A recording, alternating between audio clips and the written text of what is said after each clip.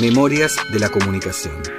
Un podcast de entrevistas a investigadores e investigadoras del campo de la comunicación en América Latina. Sus voces, los textos y contextos, sus trayectorias, las tradiciones que relampaguean en nuestro presente. Pioneras, capítulo 2. Entrevistamos a Elizabeth Fox, investigadora estadounidense, pionera en los estudios en comunicación en América Latina. Fox llega a Colombia a fines de los años 60.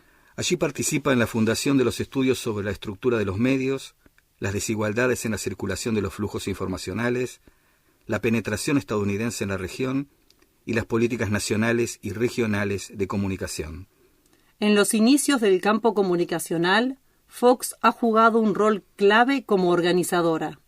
Se ocupó de reunir a investigadoras e investigadores de la región para que participaran en las instituciones que comenzaban a surgir y así promover una investigación colectiva y crítica. Yo llegué a Colombia en el 68. Estaba en tercer año de universidad en Nueva York. Yo soy americana, o sea, criado, nacida, todo eso. Y llegué a Colombia en el 68 porque, pues por una parte el 68 fue un año así, todo ese tiempo en los Estados Unidos políticamente fue muy tumultuoso, con derechos civiles, con toda la parte de la guerra, con Vietnam, todo eso. Y yo quería salir. Entonces busqué en el mapa y encontré Colombia. Y había un programa en Colombia, en la Universidad de los Andes. Estaba estudiando ciencia política. Entonces llegué a Colombia sin hablar mucho español. Empecé en los Andes y no es más personal, no tanto académico. Me enamoré de un colombiano y me casé. Con el Cardona, ¿no? Que era un sociólogo. Entonces era una cosa así de mucho fermento intelectual, un tiempo muy así importante para América Latina. Él salía de Flaxo, pues era una cosa muy, muy excitante, muy, muy lindo. Después me fui a la Javeriana. Y me fui a la Javeriana y me metí a estudiar periodismo, que fue lindísimo. Y, digamos, hice prácticas en el tiempo, hice prácticas digamos, por todo el país. Realmente aprendí mucho sobre Colombia. Y mientras que estuve en la Javeriana, me comuniqué, y no sé por qué, pero me comuniqué con una señora que estaba en Colombia en ese tiempo, que venía de la Fundación Ford, que se llamaba Rose Goldstein, que fue una figura muy importante al comienzo de los estudios de comunicación en los Estados Unidos. Ella era de la Universidad de Cornell. Y ella, de alguna manera, se formó como un grupo de estudios en que estaba yo, estaba Ariel Bibliovich, estaba un par de jesuitos, pero nos pusimos como un grupo de estudios sobre la comunicación, sobre todo la estructura de los medios, que era una cosa muy importante y muy sin estudiar en ese tiempo. Porque como tú recuerdas, pues ese fue un tiempo de mucho cambio en la estructura de los medios en América Latina. Colombia estaba saliendo de la dictadura de Rojas Pinilla, estaba privatizando las estaciones, pero estaba pasando en otros países también.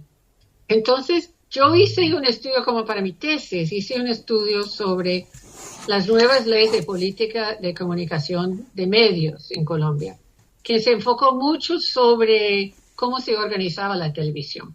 Y si era público, si era privada, mucho mirando en términos también de la influencia extranjera. Si se podía hacer inversiones extranjeras, porque ese también era el tiempo, ¿recuerdas el Pacto Andino? Que era un pacto de los países, claro, andinos, en que se limitaba la inversión extranjera en ciertas industrias. Por ejemplo, automóvil, extractivas, cosas así. No fue muy exitoso, pero una de las ideas fue limitar la expansión de los medios de comunicación comerciales de los Estados Unidos en los medios de América Latina. Y eso fue mi tesis de grado de la Javeriana. Te iba a preguntar esto. En aquellos momentos, estudiar comunicación, estudiar la estructura de los medios, etcétera, ¿qué bibliografía tenían? Nada.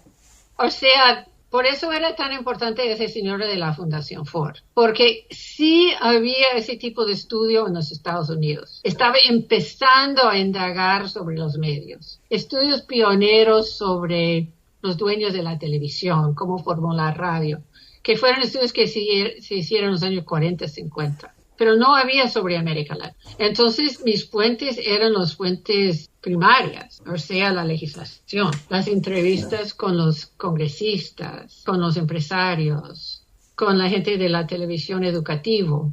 No había en Colombia no había ese tipo de estudio. ¿Cuáles eran en ese grupo de estudio que comenta las discusiones o las tensiones que estaban marcando la agenda de trabajo? ¿Sobre qué estaban discutiendo? Además de esto, digo, más allá de la poca bibliografía que se leía. No, era más bien un grupo de estudios, discutimos metodologías. Este señor nos enseñó cosas más bien sobre investigación primaria, sobre la necesidad de, digamos, documentar. Fue una disciplina importante para nosotros, pero no había grandes debates ideológicos, ¿no? Y terminó cuando me gradué, que me gasté un par de años más para graduarme porque no hablaba muy bien español y tuve que empezar de cero más o menos. Y nos dio beca para ir a estudiar en los Estados Unidos. Y yo me fui en ese tiempo a la Universidad de Pennsylvania para hacer la maestría. Hice la maestría con un canadiense que había trabajado mucho con Dallas Smythe, que estaba haciendo ese tipo de estudios pioneros en Canadá, que fue un tipo muy importante un poco en hacer los estudios críticos de los medios, ¿no? Entonces yo trabajé con un discípulo de él que se llamaba Bill Mellody.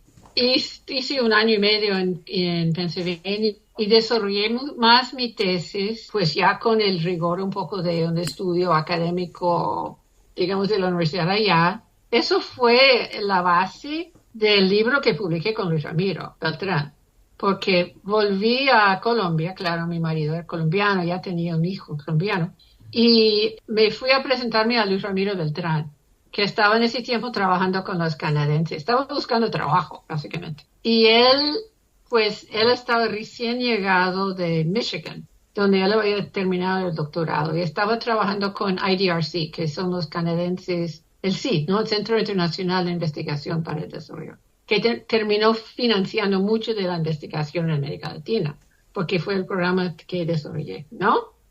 Entonces, con Luis Ramiro, que nos divertimos mucho, en ese tiempo, antes de contratarme, él tenía un contrato con el gobierno de Venezuela, porque era el primer gobierno de Carlos Andrés Pérez. Y Carlos Andrés Pérez estaba peleando para hacer una televisión pública. Había una nueva legislación. Entonces me pidió que fuera a Venezuela para hacer la misma investigación que había hecho en Colombia, en Venezuela. Eso fue en el 73, 74, nos fuimos. Y después volví y me dieron trabajo en el IDRC. Entonces me metí en el IDRC trabajando con Luis Ramiro y nos metimos, entre otras cosas, porque él también tenía otras cosas, a desarrollar un programa de apoyar la investigación de comunicación en América Latina. Porque estaba ya empezando. Estaba Beatriz Solís en México, estaba Giselle Munizaga en Chile. Eran muchas mujeres, ¿no? Estaban empezando a hacer ese tipo de estudios. En el Perú estaba Luis Perano, estaba la gente de DESCO empezando a hacer estudios de medios. Era como empezando, ¿no? ¿Cómo llamaban a lo que hacían? Porque hoy le diríamos economía política de la comunicación. En ese momento, ¿qué le decían? Lo llamamos comunicación o políticas de comunicación, porque también esa es otra parte, porque era el parte cuando UNESCO estaba empezando a hacer el nuevo orden internacional de la información, que fue tan controvertido con los Estados Unidos y todo eso. Es Antonio Pascual, que él estaba en Venezuela con Oswaldo Capriles, recuerdo, que era de la Universidad Central, y yo creo que Pascual estaba trabajando medio con el gobierno, con Carlos Andrés Pérez. Y ellos estaban empujando mucho el nuevo orden internacional, desde el punto de vista de Venezuela, porque Venezuela era como poder emergente en ese tiempo, demócrata, ¿no? Nosotros lo llamamos, yo lo llamaba política de comunicación. No sé cómo lo llamaba el resto, no pensamos mucho en el nombre. Y empezamos a formar de asociaciones nacionales, ¿recuerdas? De estudios de comunicación, con Patricia Anzola en Colombia. La cosa linda era que tuvimos plata, ¿no? Porque no eran universitarios, sino tuvimos plata de los canadienses. Y esto eran unas áreas que ellos querían apoyar. porque era un tiempo en que Canadá pues estaba llevando un modelo diferente a los Estados Unidos en términos de los medios. Y Canadá también estaba apoyando el nuevo orden internacional de la información. Ellos estaban resistiendo todo el influx, por ejemplo, de programación norteamericana. Entonces, no era mucha plata, pero tuvimos plata para reunir la gente, que era lo más importante. Entonces financiamos reuniones, digamos en Cartagena, en Santa Marta, en Cali, Perú. No pudimos hacer las cosas en Chile porque ya estaba la dictadura, pero mucho en México, porque Juan Somavía, recuerdas que estaba en México, en el ILET. Entonces el ILET se volvió un poco un otro, digamos, enfoque de estudios críticos de los medios. Estaba Rafael Roncaliolo allá, estaba Juan Somavía. En ese tiempo Echeverría estaba apoyando, a pesar de su política nacional que fue atroz, estaba apoyando mucho los exilados y los académicos del sur, ¿no? Del Cono Sur. Entonces hicimos reuniones allá, hicimos muchas publicaciones, o sea, no de mucha circulación, pero de DESCO, de México. El libro Luis Ramiro y mío de Comunicación Dominado fue publicado en México, ¿no? Aprovecho y en este mismo orden de preguntas, vos decías que empezaron a hacer reuniones y establecer relaciones, vínculos, etcétera. Si tuvieras que destacar algunos vínculos en particular con estos grupos de intelectuales que estaban en distintos países, ¿cuál destacarías? Porque la impresión que tenemos nosotros de la lectura, vos me corregirás, es que ustedes eran como una suerte, digo ustedes, me refiero a vos y a Ramiro Beltrán, en parte por el libro que vos citaste, Comunicación Dominada, que parece como una suerte de repaso general de toda la gran producción que había alrededor de esos años. La verdad, cuando nosotros leemos ese libro decimos wow, porque cuánto se estaba produciendo en los distintos países. Era una explosión. Exactamente. Sí. Porque muchas veces cuando se hacen los balances de esos años 70, se focalizan algunos muy pocos libros y se pasa, listo, a otro tema, ¿no? Y se abandona la cantidad de investigaciones, etcétera. Entonces me gustaría que, no sé cuánto recordás de esas relaciones que había intelectuales con esa producción, o cómo se llegó al libro, si vos querés, Comunicación Dominada. Era una de las cosas que cuando leí la historia que ustedes hicieran, pensé, hay otras historias aquí, ¿no? Éramos muy jóvenes, no había carreras de comunicación en ese tiempo. Había carreras de sociología, de periodismo, ¿no? De historia. Muchas mujeres, interesante. O sea, más que la mitad, no todos, pero... Eso es algo que también nos empezó a sorprender a nosotros cuando decíamos, bueno, siempre hablan de los mismos varones y nunca nombran la cantidad de mujeres que había, que eran muy grandes. No, había cantidades y éramos amigas, que es lo lindo. Y claro, digamos, detrás de todo es que, bueno, en ese tiempo sin email, sin, digamos, WhatsApp, sin social media, el hecho de que Luis Ramiro y yo tuvimos una base institucional estable, que yo tenía un teléfono que podía llamar larga distancia cuando quería, que eso era grande en ese tiempo, que tenía plata para financiar reuniones, que tenía unos directores en Canadá que estaban muy dispuestos a apoyar eso. Y era parte de un programa más grande, porque yo trabajé con Luis Ramiro como 5 años en IDRC. Y después me dieron otra posición que fue directora de Ciencias Sociales para IDRC, para América Latina. Y en ese tiempo lo que los canadienses estaban haciendo era apoyar mucho las ciencias sociales porque, digamos, el único país que no fue dictadura en ese tiempo fue Venezuela y Colombia. Bueno, y México, ¿no? Entonces, ver esta cosa de libertad de medios, de freedom of expression, de comunicación autóctona en ese tiempo fue parte de apoyar un pensamiento crítico durante dictaduras que estaban matando, pues en Argentina estaban matando demógrafos, estaban matando sociólogos, ¿no? Estaba muy poco, y en Brasil también, estaban matando Chile, ni hablar, ¿no? Entonces, ellos vieron este apoyo a la comunicación y a las comunidades, como de intelectuales, como parte de eso de crear no tanto una resistencia política, sino mantener vivo un pensamiento crítico, ¿no? Y también con mucho énfasis en que no fuera simplemente bla, bla, bla, ¿no? Que fuera documentada. Y por eso nos hicimos tanto énfasis, no sé si recuerdas, toda esa serie de libros que se publicó sobre la investigación de comunicación país por país. Debe haber 10 o 11 libros que se publicó entre el 73 y el 84, que son compilaciones país por país de la investigación en comunicación, por diferentes autores nacionales, con una definición de investigación muy amplia. Mucho es descriptiva, mucho es tesis, ¿no? Así.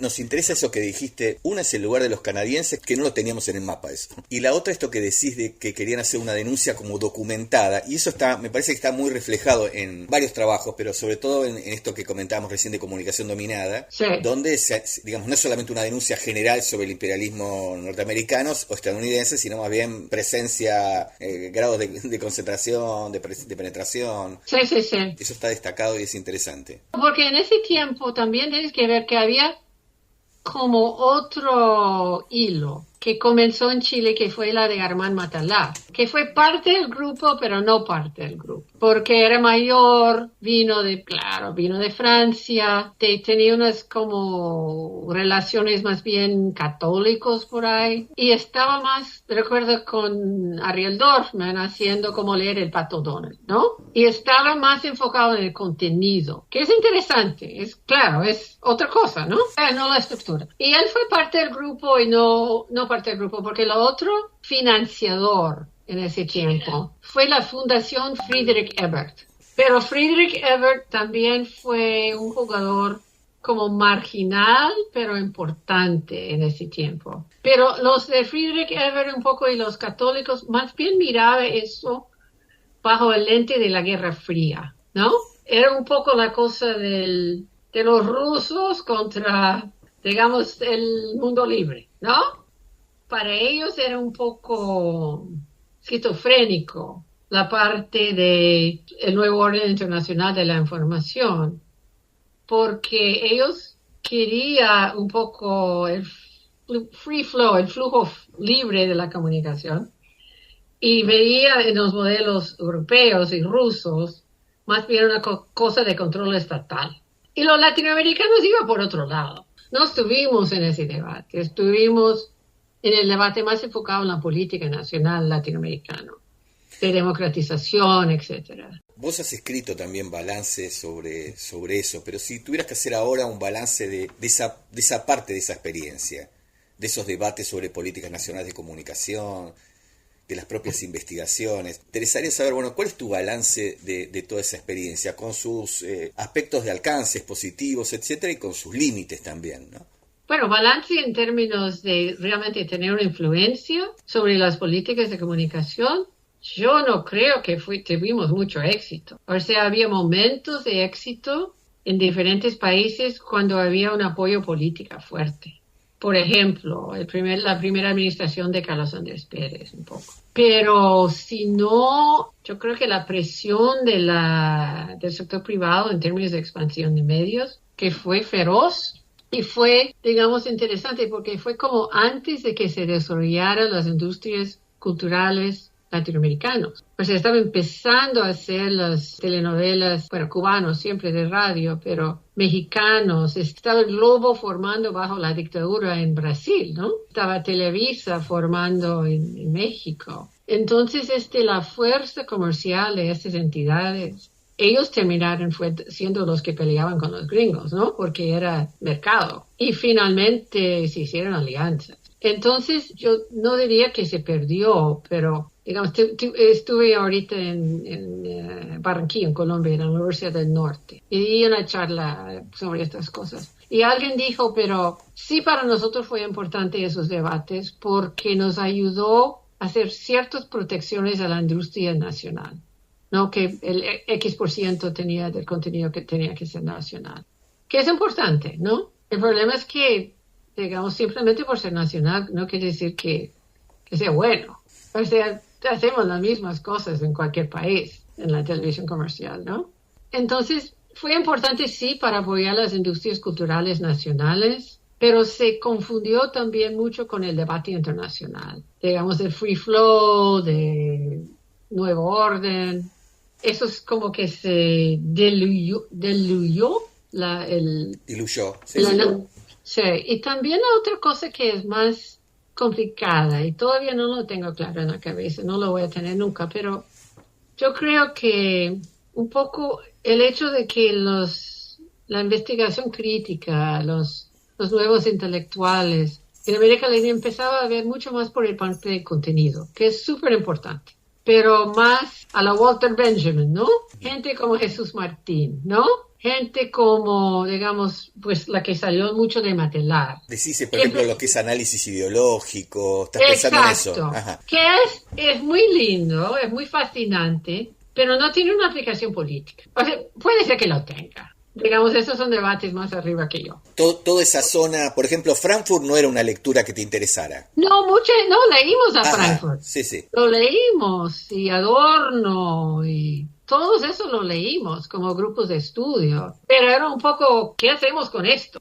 Tenía esa formación más disciplinada en la filosofía o en el análisis, en la teoría, ¿no? Me imagino que entonces lo que seguía más era esta tradición canadiense de... No, y también autóctona latinoamericana, de activismo, política, porque también el otro como corriente que empezó fue toda la parte de comunicación de base. Digamos, ese reconocimiento de la comunicación popular, de las radios mineras en Bolivia, de las escuelas radiofónicas, todo ese empuje hacia, digamos, los medios populares, como cambio colectivo, ¿no?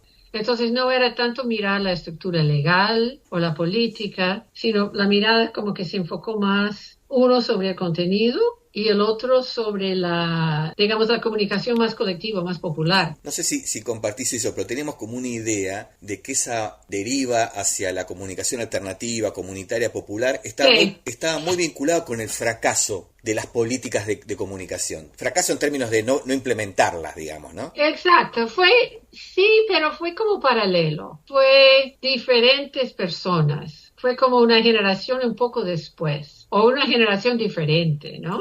Otra de las preguntas que teníamos, te llevamos a otro momento, ¿no? Que ya sería, para fecharlo de alguna manera, los 80 y el movimiento que vos hacés hacia Buenos Aires. Es decir, te venís para nuestros pagos, para decirlo así. Hasta donde nosotros sabemos, te vinculás también con el grupo de intelectuales acá en Argentina, entre otros Schmuckler. Entonces, ¿cómo caracterizarías ese periodo? Porque el primero es el de las preocupaciones de las políticas nacionales, el momento inicial, con todo el entusiasmo y, como vos decís, también los límites. Este es un momento distinto, los 80, ¿no? Porque inclusive vos estás del 80 al 84. O sea que hay un tiempo del pasaje de la dictadura a la democracia, los últimos años de la dictadura. Sí, claro. Sí.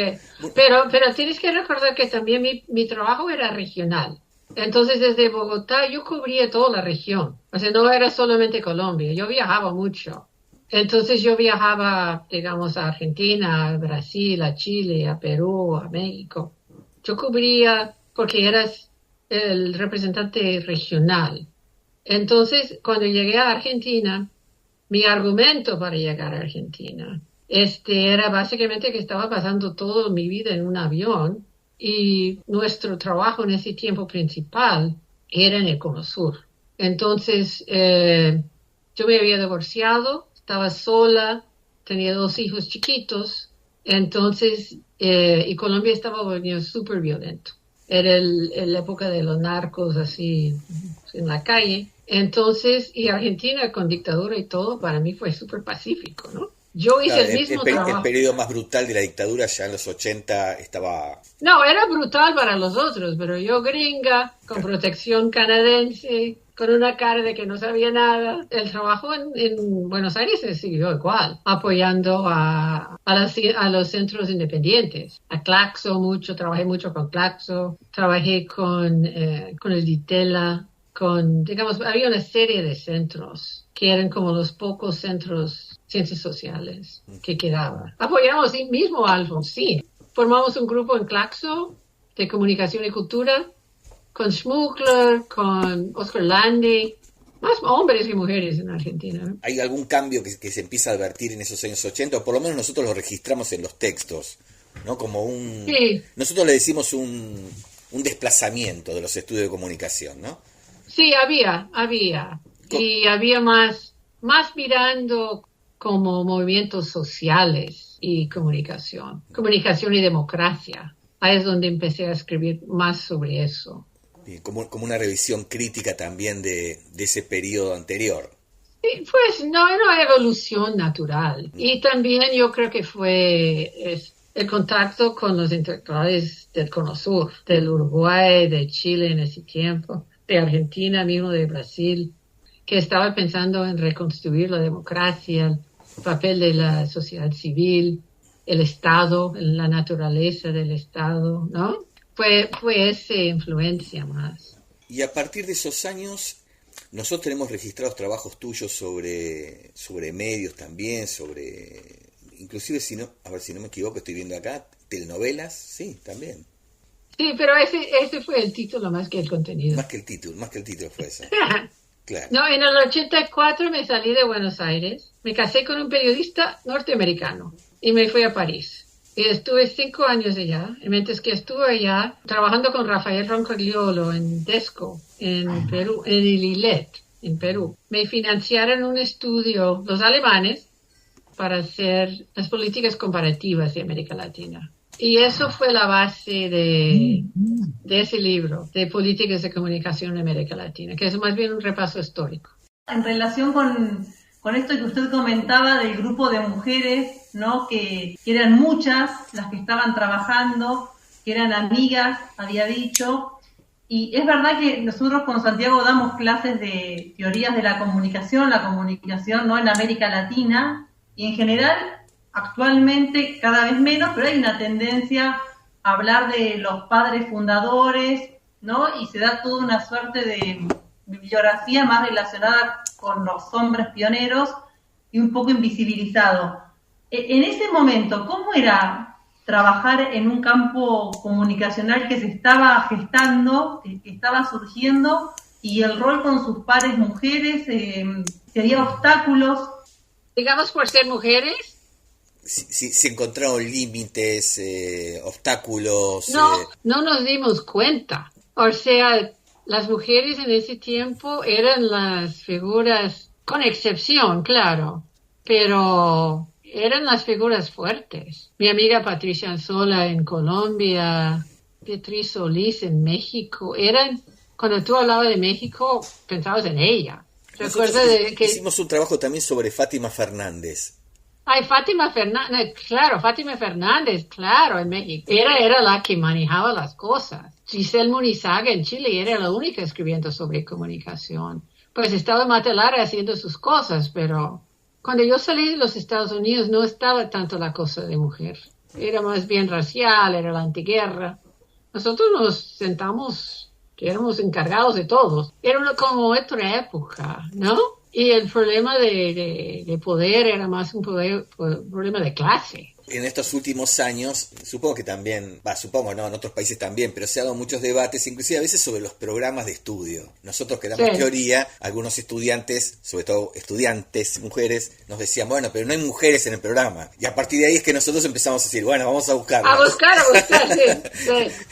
Y que además sean interesantes investigadoras como las que encontramos. No, pero claro, también es el hecho que es súper importante, lo decía Virginia Woolf, ¿no? Tu propia plata, pero también tener plata para financiar cosas. Y detrás de cada hombre había plata, pero tener a mujeres que tenían plata también era súper importante. Resumen, me fui de París, volví a los Estados Unidos, terminé el doctorado, hice un otro estudio, la que fue la de telenovela. Y después, los últimos 25 años, me he metido en la salud pública. Eso fue interesante. O sea, yo no tenía planes de volver a los Estados Unidos. Mi marido, el periodista, corresponsal extranjero, me dijo, no, estamos aquí un par de años y nos volvimos a ir. Pero no nos fuimos, nos quedamos. Él escribía, trabajaba con Naciones Unidas.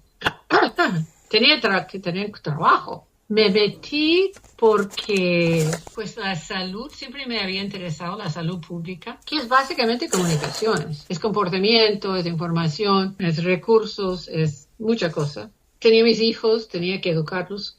Y empecé una carrera en USAID en salud pública, como ciencia social, ¿no? Cómo se organizan programas de tuberculosis, de malaria, ¿no? Cómo se hace salud infantil y materno-infantil. Cómo se llega la información a las mujeres. O sea, me volví mucho más aplicada. Y tuve una carrera de 25 años allá. Me retiré hace 4 años y me volví a trabajar donde estoy ahorita en la Fundación Panamericana para el Desarrollo, que es una fundación que apoya ciencias sociales en América Latina.